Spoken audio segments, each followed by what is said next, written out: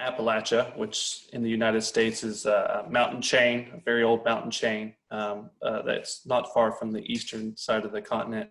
And West Virginia, the state that we're at right now, is right smack dab in the middle of Appalachia. And so it's had a very long history of being a very heavy coal economy, almost a mono economy for coal. With especially in the last century, a lot of production for the region for energy consumption. A lot of the infrastructure in the state and in Appalachia has been built to serve coal. The roads, the cities, the towns, a lot of it has sort of culminated around these coal mines and coal plants. So very rural with some development towards the production itself for coal. A lot of rich culture in the area, great music, great food and folks and traditions in the area. But it's been hit really hard lately. For a while it's been struggling, but lately especially we've been hit really hard just with a lot of unemployment, a lot of economic dilapidation, a lot of folks struggling with different challenges like substance abuse and having to leave the region to find good jobs, good quality of life. And so it's sort of at a turning point right now where either you try and stay and find a new solution, or you have to leave and find a better opportunity for life. And so that's sort of where we're coming at right now in the life cycle of Appalachia, is trying to figure out how we can look at this whole span of what this region has been and how we can help bring it into what it could become. So that's just a good, I think, synopsis of the area that we're at right now. And I'll leave it open to Brandon if you want to add more to that as well. It's a great synopsis. I would speak to coal has been so powerful, not only economically, but even culturally, certainly politically, but it's a lot about our identity. You know, Appalachia's proud to have powered the industrialization of the country and a lot of the growth of the country. And yet now that coal's on the decline, it sort of sets in this identity crisis. And so we have to figure out the economics of it, but we also have to figure out who we are if we're not coal country anymore. Coalfield Development, this is our 10-year anniversary. And when we started in 2010, there was not an acceptance of the transition. There was much more of a resistance to the transition.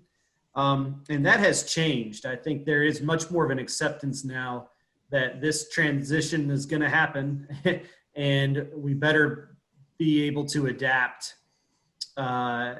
if we're going to be able to survive the transition. And at Coalfield, our argument's actually, we think the people of the coal fields can lead the transition. We think we have a lot of the skill sets that are going to be needed in a new economy that mitigates climate change. But we've just got to look at things a little bit differently. I'd say there's a generational gap too. I think, you know, younger folks, even younger miners, coal miners, are open to different sectors and different opportunities and different jobs. Whereas if you have a miner who's been doing that job 20, 25, 30 years, it's tough to expect that person to make a career shift. And it's pretty easy to understand some of the anger that a person might be feeling. You know, they've given their life to this industry. They've done what their bosses asked of them. They've contributed and been good citizens and members of their community. And I think they maybe feel disrespected and cast aside. And I understand that we have to be sure and honor the contributions that our miners have made, but be honest about the fact that the economy is changing, the world is changing, and we have to change with it. I would say also too, on the back of that, folks in Appalachia can tell pretty quickly whether someone is proposing a sincere or insincere transition. They can sort of read the characteristics and the traits of whether something is coming in, usually from outside the region, is how transition starts as a conversation. And so when it does permeate into Appalachia, it usually has become politicized or culturalized to where the people within Appalachia can tell if it's something authentic, like the grassroots movements that we're seeing more and more so, like Coalfield Development, or if it's something that another politician is trying to use as a footstool to move forward in their own campaign. And so I think folks have sort of been yanked around a bit back and forth between the conversations of transition to where there's some reservation there, but it hasn't shut down the conversation. I think it just made folks more aware on how to discern what is authentic and what is sincere. And so there's definitely open-mindedness, but there's some hurt there that folks use to understand and be cautious. And so that cautiousness is delicate, and it has to be approached in a way that seems familiar too. So I think that's where, again, those grassroots organizations are able to make a lot of success and progress, is having that recognizability and that authenticity, and that you can see, oh, that's someone I know. That's someone who I know isn't going to try and take advantage of me.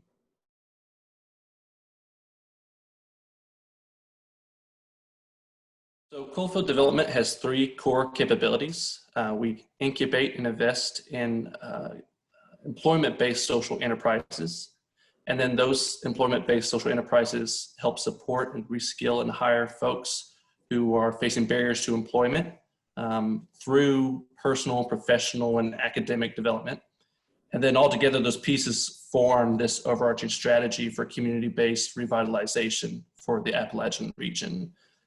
And so those enterprises can look anything like a solar installer, an agricultural food hub, a t-shirt printing factory, anything really to help diversify the economy to where we're not just all putting our eggs in one basket of coal and just sort of crossing our fingers hoping it'll jump back someday. So those models all sort of adhere to that same structure of working with the folks in the region, and not just sort of giving someone a job and saying, I expect you to come into work every single day at this time, and I don't care if you don't have transportation, I don't care if you have, family problems that you need to take care of. It's a very holistic approach to where you're looking at all the things that make up life in Appalachia, not just, a paycheck, but life itself. And so Coalfield, yes, we do focus on getting ourselves back on our feet economically, but economics are only as good as what we invest in society, in the people around us, in the culture around us. So that's the overarching structure of what our system looks like. And I'll let Brandon add more detail if you'd like to that. Yeah, so the kinds of social enterprises that we're starting are designed to model what a more diversified, more sustainable, and frankly, more resilient economy can look like for Central Appalachia. And even though we're in a diversified set of sectors, that is on purpose. So a lot of times folks say, what comes after coal? And the answer should not just be some other industry, because the problem is we were over-reliant on one industry. So we don't want to just change from that and become over-reliant on another industry. We want to have a strong, diversified local economy. What ties all the different businesses together is the personal and academic and professional development that Jacob spoke to. We purposely hire people who need an opportunity, people who have been excluded from opportunity. And we use what we call our 33, 6, and 3 model to organize the work week. So 33 hours of paid work each week. It's a real paid job, and that's the main hook. But 6 hours a week of community college classroom time. So all of our crew members are working towards a college degree. Most are the first in their family to do so. And then we have 3 hours a week for what we call personal development. Others call that life skills, or some call it soft skills. But this gets to the human development that Jacob's speaking to. I think a fact that gets lost is even when coal has been booming in decades past, Appalachia still had some of the highest poverty rates, not just in the US, but really in all of North America. And so the strategies that we employ, we need to create jobs, but we really need to support the whole person to be healthy and to be taken care of, and to have the kind of structure and support that's really needed to learn and grow as people. There is a lot of skepticism about job training, and I think it's well-founded skepticism. I think a lot of times a mine shuts down, or a factory or a plant shuts down, and government agencies come in and say, we're going to retrain everybody. And the reality is that that's just much easier said than done.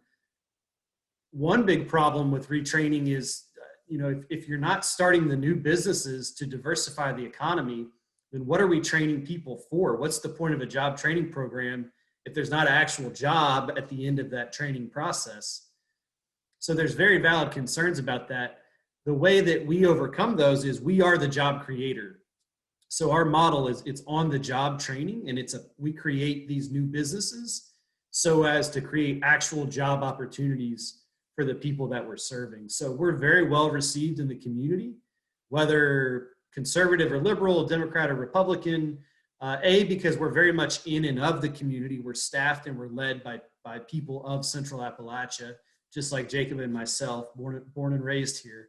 But also we are a big job creator. In some small communities, we're one of the bigger job creators around. And in an area where good jobs are hard to find, it wouldn't make sense to go against one of the few companies who's adding jobs rather than taking jobs away. So we get really good community buy-in, and I think a lot of that's because we're a job creator. Even if maybe we are pushing the envelope a little bit and looking at, we helped start the first solar installation company in Southern West Virginia. We have a local sustainable agriculture business. We make shirts out of 100% recycled content. These are certainly new concepts for our area, but they're concepts that are putting people to work. I would add to that as well that a lot of the skill sets that we do assist our employees with receiving are transferable to other industries and markets that other local businesses are looking for. So there's a misconception too that yes, even though coal is no longer king in Appalachia, that there are no other jobs in the area. There are still folks who are looking to hire people. There's still folks who are looking to employ folks to do good, honest work that pays well. But the workforce has been left unguided, unprepared, underprepared to transition and jump into those other jobs. So we're not looking to collect everyone into our organization. We're trying to help ready the workforce for all the economies in the region. And so I would say the other employers in the area don't see us as a competition, but rather someone who can help transition folks into that interview desk for them. The challenges sometimes for folks who are in the program, you were talking about asking about folks who are in the 33, 6, and 3. I think no one sees themselves as like ready to just jump in and learn something new and that they've never thought of before, or attend college if they've never done that before. I'm first generation college student, and I worked as a lineman before that. I didn't think I was college material at all. So for a lot of folks, this isn't something that they're just, sitting down waiting to just jump into. It can be scary. It can be a challenging thing. And so I think there is some unknown there for folks in the region, but then once they do get into the program, there's such a support system and a camaraderie with the network of partners that we have to where you're not doing it by yourself. You're not expected to just toe this line, on your own and just do good or fail, and that's the end of it. It really is a camaraderie of support and a holistic system help you guide you along the way. So from an employer standpoint, it's really beneficial. And then the individual standpoint, there's not a lot of ambiguity. There's systems of help there.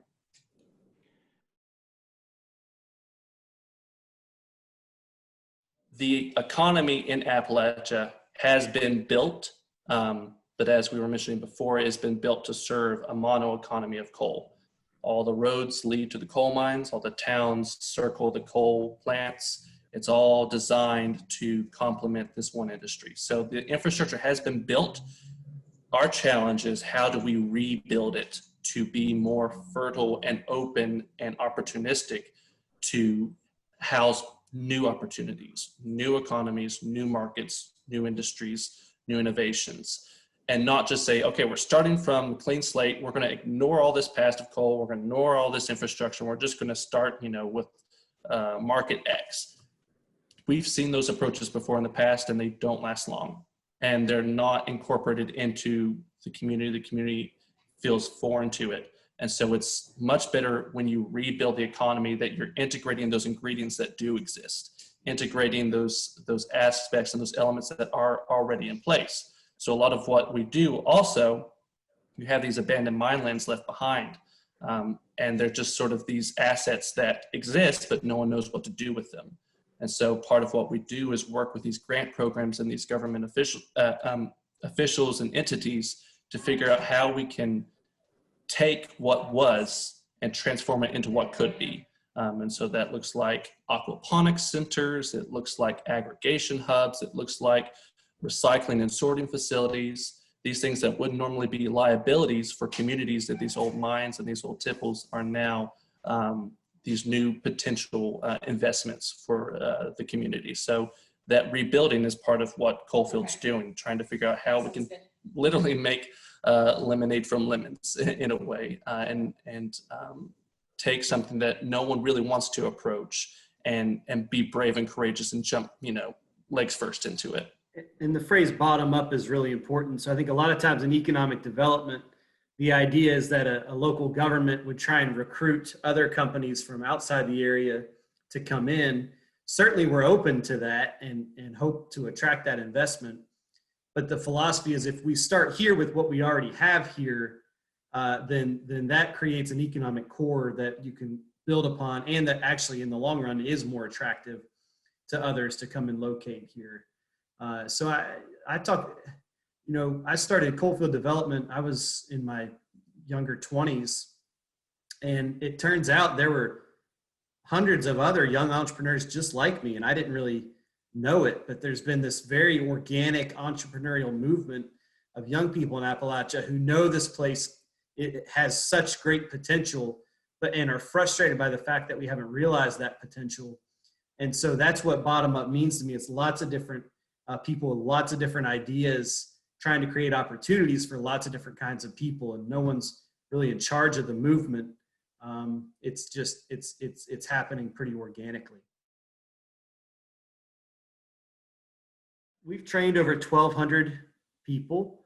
We've helped start 53 new businesses. We've revitalized over 200,000 square feet of formerly vacant property. As far as the context, we're headquartered in Wayne, West Virginia.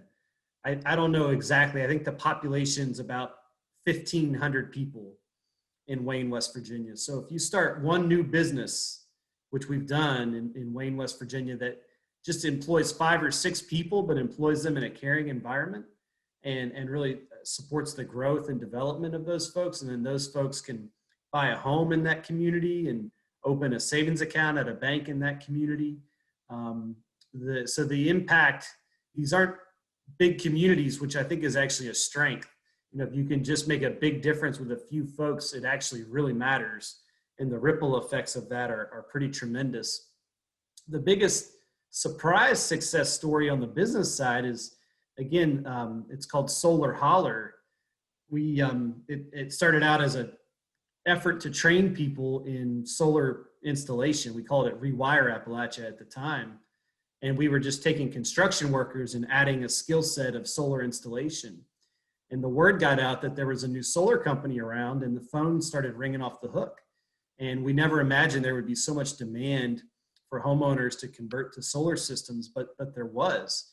And Solar Holler today is a $40 million company, and there's other solar companies coming in to compete in the area. So I'm amazed by that and really encouraged by that. The first supervisor of the solar initiative came straight out of the underground mines, was a laid off coal miner, and he was already a certified electrician because a lot of the work he did underground connected to electrical work. And so a lot of times the skill sets of miners translate and parlay quite well into other sectors for the new economy. It just takes a little bit of facilitation and creativity to see how to make those connections. And that's really what Brandon described as the beauty of that bottom-up approach, because in any other traditional model, I think someone would have been tempted to bring in experienced labor that already have dealt with solar. They've already dealt with, installations. They've got their models down. They've got their work crew that they, work with. And there wouldn't be that extra layer of incorporating those skill sets of other folks around you. And inversely, there wouldn't be the adoption that we see of the folks in Appalachia of that new community, of that new industry, like there has been with solar hauler. And there's been that natural integration, like even in the verbiage and the language itself. Solar hauler, it's harkening back to what we call the spaces in between the mountains in Appalachia. The motto is a coal miner mining the sun, which is their motto. And so it really has that integration and the acknowledgement that this isn't something to come in and try and compete against what has been our cultural identity. This is the natural evolution of us being energy providers for the region. And so that two-way street flows really nicely, where you have the job provided and the community embraces it because it's not trying to push aside the other labor, but instead it brings them into the fold. The other thing I would say is I think we have to reframe the narrative about transition. I think a lot of policymakers and even just the general public, coal country is sort of thought of as collateral damage in the transition. It's sort of like, okay, we have to make this transition.